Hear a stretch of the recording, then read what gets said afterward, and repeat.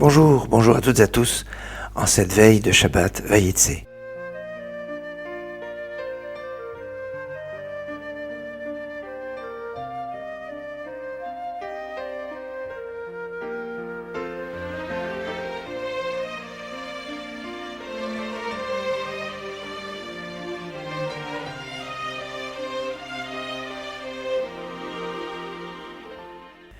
Nous lirons cette semaine en effet la paracha Vayetse, Yaakov mi Beersheva, et Yaakov est sorti de Beersheva pour aller à Haran, une paracha très particulière où il y a la fondation du peuple d'Israël, la naissance de 11 parmi les 12 tribus.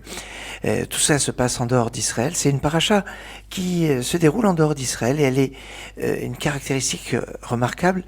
C'est une paracha en un seul bloc. C'est très rare, il y a 2 parachiotes dans toute la Torah qui sont écrits en un seul bloc, c'est paracha Vayetse et paracha Miketz. Ces 2 parachiotes n'ont aucun blanc dans le Sefer Torah, vous savez, dans la configuration de la présentation de la Torah dans un Sefer Torah est traditionnelle, elle est la même dans tous les Sfarim, avec soit un retour à la ligne, donc quand le scribe écrit la Torah, eh bien il retourne à la ligne, ce qu'on appelle paracha Ptucha, en début de paracha dans certains cas, soit des fois c'est une paracha Stuma, c'est-à-dire il laisse l'espace de 9 lettres en blanc, et puis il continue sur la même ligne, ce qu'on appelle une paracha bouchée. C'est deux types de paracha. Et quand on parle de la paracha la semaine, dans la paracha, on devrait dire plutôt sidra pour le distinguer du mot paracha, parce que paracha c'est en fait une portion de texte dans le Sefer Torah qui va de blanc à blanc, entre guillemets. Et donc, d'une façon générale, dans toutes les parachutes de la Torah, il y a toujours dans la sidra de la semaine, eh bien, un certain nombre de parachiotes qui peut aller de 3 à 4 à des fois 44 pour le maximum. Mais la particularité de Vayetse, c'est qu'il n'y a aucun blanc. Elle est depuis le début jusqu'à la fin, peut-être parce que Yaakov voulait partir en cachette, peut-être parce qu'il n'a pas détourné, il n'a pas eu son esprit qui s'est détaché de la terre d'Israël tout le temps qu'il est sorti de la terre d'Israël. Et c'est remarquable parce qu'il y a exactement 148 versets dans cette paracha de Vayetse. Alors je vous ai dit qu'il y a une autre paracha qui est écrite en un seul bloc, c'est la paracha Miketz, qui est la paracha aussi d'exil dans l'exil. Dans la paracha Miketz, ça parle de rêve aussi au début, comme le paracha de Vayeshev, mais c'est la descente des frères de Joseph en Égypte. Joseph qui est devenu entre-temps vice-roi d'Égypte, tout ça c'est un paracha de Miketz, et à la fin de la paracha de Miketz, c'est l'accusation pour Binyamin, s'il a volé la coupe de Yosef, et le coup de théâtre de se dire qu'ils vont rester en Égypte. Et paracha de Miketz, qui est donc la seule paracha avec Vayetse qui est écrite en un seul bloc, eh bien, a 146 versets. 148, 146, c'est à 2 versets près, c'est la même longueur, ce qui est pas commun. Mais là où il y a vraiment quelque chose de surprenant et d'intéressant, notamment cette année, parce qu'il y a dans la paracha de Vayetse exactement 2021 mots. 2021 mots. 2021, ça vous fait penser une année, non? Bon, 2021 mots, alors que dans la paracha Miketz, qui a 2 versets de moins, eh bien, il y a un mot de plus. Il y a 2022 mots. Je sais pas, ça donne à réfléchir sur une structure, on va dire, tout à fait, je dirais, formelle de la Torah, mais vous savez, quand on parle des sages qui ont établi les fondements même de la Torah, on parle de divrei sophrim, les paroles des scribes. Alors des scribes, Sofer, c'est quelqu'un qui écrit un Sefer Torah, des Mezuzot, des Téphilines, mais Sofer, c'est aussi ceux qui comptent les lettres. Les lettres de la Torah sont comptées, tout est au millimètre près, tout est vraiment d'une présence assez particulière. Et je vous en parle parce que cette semaine, il y a eu la Hilula du Rav Weissmandel, du Rav Chaim Michael Dov Weissmandel, qui était un Rav qui a vécu pendant la période de la Shoah et qui est à la base de la recherche de codes dans la Torah, de codes secrets dans la Torah. Et c'est quelque chose qui qui peut nous interpeller parce qu'au niveau formel, il y a quelque chose de fort. Et c'est encore plus fort quand on va réfléchir et qu'on dit, on parle d'une paracha Stouma, une paracha bouchée, spontanément, on va vous dire non, paracha Vaïchi. La paracha Vaïchi est la dernière paracha, dernière sidra du livre de Bereshit, du livre de la Genèse, et une paracha qu'on appelle Stouma, parce que, en général, toujours, sauf pour ce cas-là, entre une fin de sidra d'une paracha de la semaine et le début d'une paracha de la semaine d'après, il y a toujours un blanc. Il y a toujours soit l'équivalent de paracha ptucha, une paracha ouverte où le sofer va à la ligne, soit une paracha stouma, soit une paracha bouchée où il reste sur la même ligne, comme c'est le cas de Vayetse, il laisse l'espace de 9 lettres en blanc et puis il continue sur la même ligne. C'est les deux cas. Mais il y a toujours un espace. Et bien pour Vaïchi, eh bien, il n'y a même pas cet espace. Dès qu'on finit Paracha Vaïgash, dans la foulée, commence à Paracha Vaïchi. Comme on nous dit ici, c'est dans Paracha Vaïchi, on a dit parce que c'est le début de l'exil, où on a dit que les cœurs et les yeux des enfants d'Israël se sont bouchés parce que ils étaient en Égypte, c'était le début de l'exil. Et c'est remarquable parce que la Paracha Vayetse, c'est la sortie vers l'exil de Yaakov, un autre exil, l'exil chez Lavan, un exil où il va revenir en pensant que il a vécu l'exil, il a terminé avec l'exil. C'est pour ça que dans 2 semaines, on lira Paracha Vayeshev, que Yaakov s'est installé, pensant que ça y est, toute la période d'exil était terminée. Eh bien non, la période d'exil n'était pas terminée. Et les deux parlent de cette dimension d'exil, avec une différence notoire, c'est que la paracha Vaïchi, qui est une paracha qui est beaucoup plus courte que la paracha Vayetse, puisqu'elle a que 85 versets, eh bien c'est une paracha où dans le texte même de la paracha, il y a des morcellements de paracha, comme je vous ai dit, d'espace de blanc entre les parachiotes. Et pour une paracha qui n'est pas très très longue, eh bien il y a 12 parachiotes donc dans la paracha Vaïchi. Et cette référence à Vaïchi, où il y a 12, alors pourquoi il y a 12 parachiotes? Parce que là-bas on parle de brachot, de bénédiction que Yaakov va faire à ses enfants, et pour chaque bénédiction, bien, c'est un texte qui est séparé des autres par un blanc. Et c'est intéressant cet aspect de 12 parachiotes dans la paracha de Vaïchi, et une paracha dans la paracha Vayetse, paracha de cette semaine. 12, 1, 12, eh ben on a l'impression de retrouver un message qui se trouve justement dans la paracha Vayetse. On nous dit que avant de se coucher, Yaakov avait pris 12 pierres, comme les 12 Shevatim, les 12 tribus d'Israël qui vont être ses enfants. Et puis il va faire donc une sorte d'oreiller où il va entourer sa tête pour protéger sa tête avec ses pierres. Et on va nous dire que quand il s'est réveillé le matin, il y a marqué Vaikach et Even Asher Samer Shotav, il va prendre la pierre qu'il avait placé sous sa tête. On m'a dit, mais la pierre, il y avait 12 pierres au début, comme dit Rashi, même si Ben Ezra, le Radak, et même le Zohar ne sont pas tout à fait d'accord avec ça, mais enfin, au début, il y avait 12 pierres, d'après Rashi, d'après le Maharal de Prague, et ces 12 pierres deviennent une seule pierre, pour nous faire réaliser l'unité du clan d'Israël, l'unité des enfants d'Israël.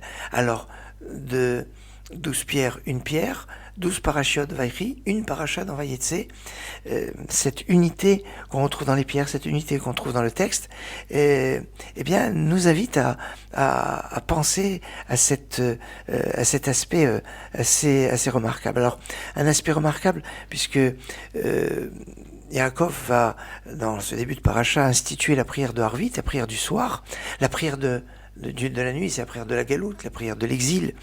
Cette prière de l'exil, ce qui est en fait la première prière qu'on fait dans une journée, puisque la journée commence le soir. Mais si c'est la première prière de la journée, c'est pas Abraham qui l'a institué. Abraham a institué la prière du matin. Alors la journée commence le matin ou commence le soir? Alors dans l'absolu, dans la Torah, la journée commence le soir, le Shabbat commence vendredi soir.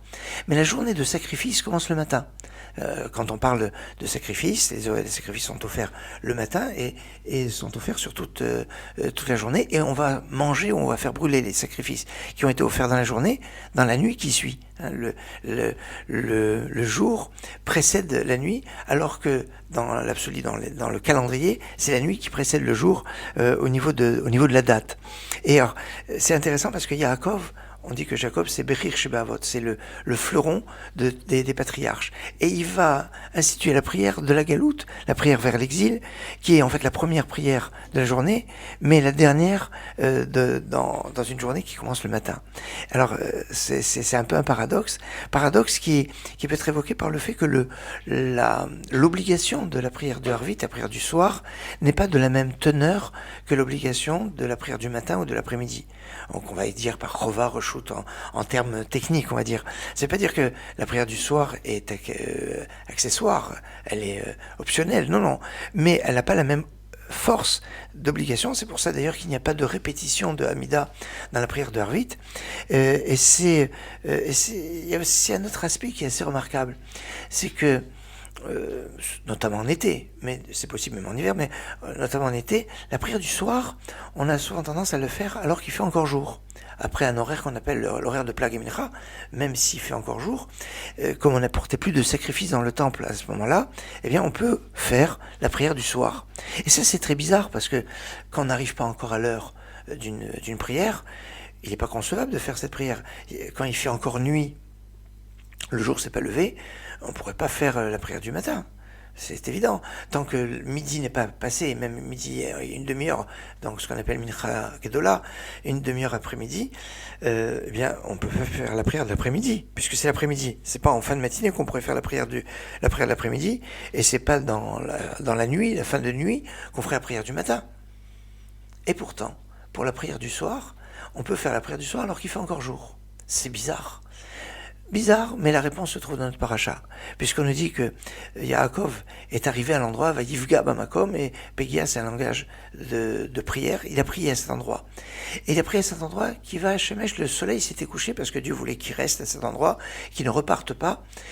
Et donc, lui qui voulait en fait faire la prière de son père, la prière de Mincha, la prière de l'après-midi, mais dans la mesure où le soleil s'est couché prématurément, cette prière de l'après-midi est devenue prière du soir.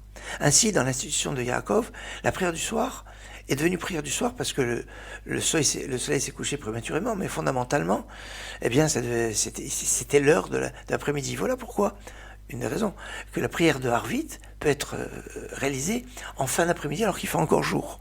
Et qu'on ne va pas attendre la sortie des étoiles, puisque le repère de la nuit, c'est la sortie des étoiles, pour pouvoir faire la prière du soir. Alors il y a cette institution. Et puis alors, dans la suite de notre paracha, on a cette référence aux anges. Il fait un rêve avec une échelle, et on dit que sur cette échelle, les anges montaient et descendaient. Monter, descendez. Mais non, les anges, ils sont plutôt dans le ciel. Ils auraient tendance à descendre et monter. Donc plutôt descendre d'abord. Pourquoi ils montaient? Et Rachid de nous expliquer, parce que les anges qui ont accompagné Jacob, qui ont accompagné Yaakov quand il était en Israël, ne vont pas l'accompagner quand il va sortir d'Israël. Il y a des anges qui nous accompagnent quand on est en Israël, et d'autres anges qui nous accompagnent quand nous sommes en dehors d'Israël. C'est remarquable cet aspect-là parce que vous connaissez tous, toutes et tous ce Shalom Aleichem qu'on chante le vendredi soir, où on souhaite la bienvenue aux anges qui nous ont accompagnés de la synagogue à la maison. Et ces anges, eh bien, ce sont les anges du Shabbat. Alors, comme il y a des anges du Shabbat, et puis il y a les anges de la semaine. Alors la semaine, comme on a eu l'occasion de le dire, ça s'appelle Chol. Chol, c'est profane. Mais Chol s'appelle les initiales de Chutz Laaretz, en dehors d'Israël. Et Eretz Israël, la terre d'Israël, ce serait le Shabbat, quelque part, par rapport au jour de la semaine, qui seraient les autres territoires en dehors d'Israël. Ce lien qui fait que on est toujours en lien, en correspondance avec des anges. C'est un chant que l'on chante, Shalom Aleichem, pour accueillir les anges.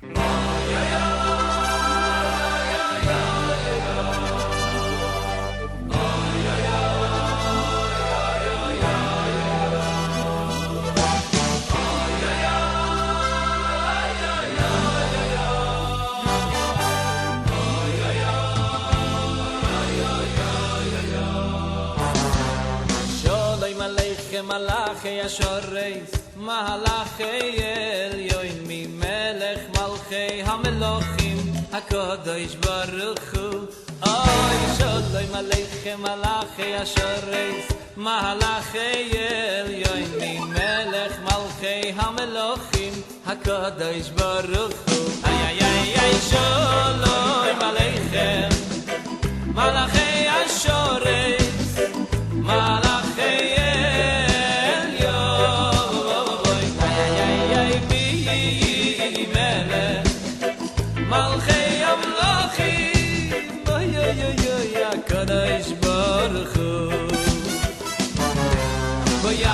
shalom malachi shalom malachi elyon mi melech malchei hamelochim hakadosh baruch hu vayachem shalom malachi shalom malachi elyon mi melech malchei hamelochim hakadosh baruch hu ay ay ay vayachem shalom malachi shalom malachi elyon ay ay ay ay mi melech malchi amlachim ay ay ay ay hakadosh baruch hu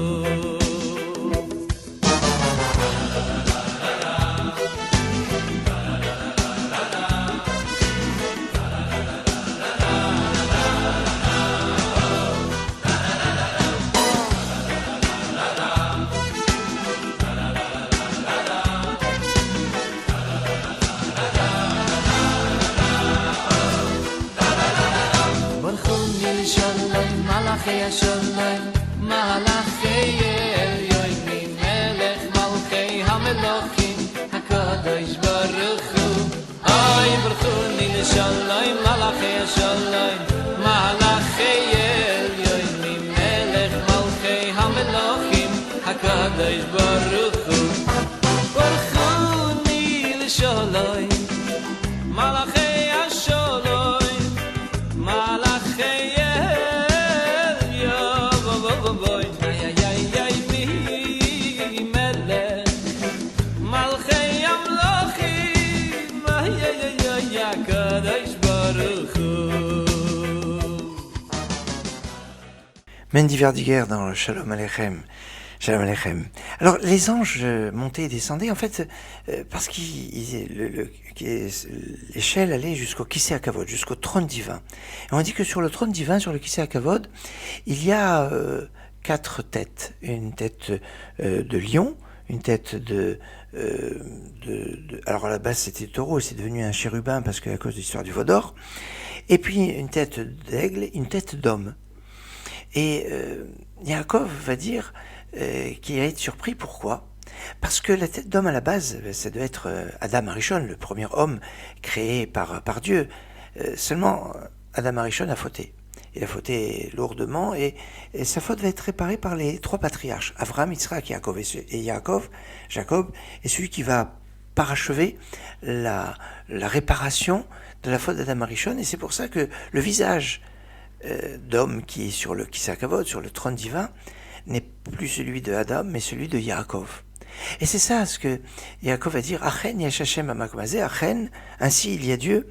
Achen, c'est les initiales de Aleph, c'est Aryeh, le lion, Kaf, Kerouf, le chérubin, Nun, Necher, Achen yesh Hashem bamakom hazeh, il y a Dieu. Vanochi le yadati, et moi je savais pas que mon visage était aussi dessus. Anochi, moi. Mais Anochi, c'est les initiales aussi de Aleph.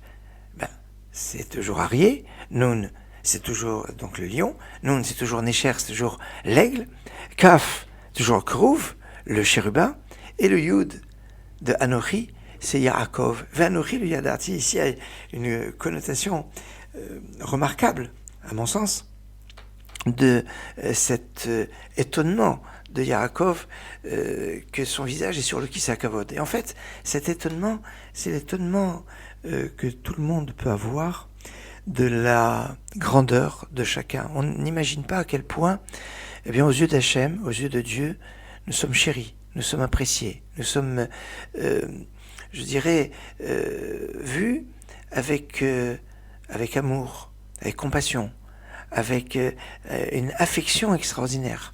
On n'en a pas conscience. Et on se rend compte de cela quand Kadosh Baruch Hu nous fait des cadeaux. Dieu nous fait des cadeaux à des moments. Et quand on le constate, eh bien notre amour pour Dieu ne peut que décupler. Et c'est ça, les prières que Yaakov va faire après à son réveil. Il va dire, Dieu va s'il me garde, etc. Alors Dieu sera pour moi un Dieu, c'est-à-dire sera mon Dieu. Dans le sens, j'aurai un lien, un contact, un lien qui est particulier, qui est unique. Chaque personne a un lien unique avec son Créateur. Chaque personne a un lien intime avec Dieu dont il n'a pas forcément conscience. Et c'est ça ce que la paracha vient de nous apprendre pour de l'histoire de Jacob, mais qui s'adresse à tout un chacun, à chacune et chacun de nous, pour avoir conscience qu'on est tous des Yaakov. On a tous ce lien. On n'imagine pas à quel point on a des potentialités, on a un lien avec notre Créateur d'une profondeur extraordinaire. Allez, une autre version de Shalom Aleichem, cette fois-ci, c'est la chorale de la yeshiva de Gesed.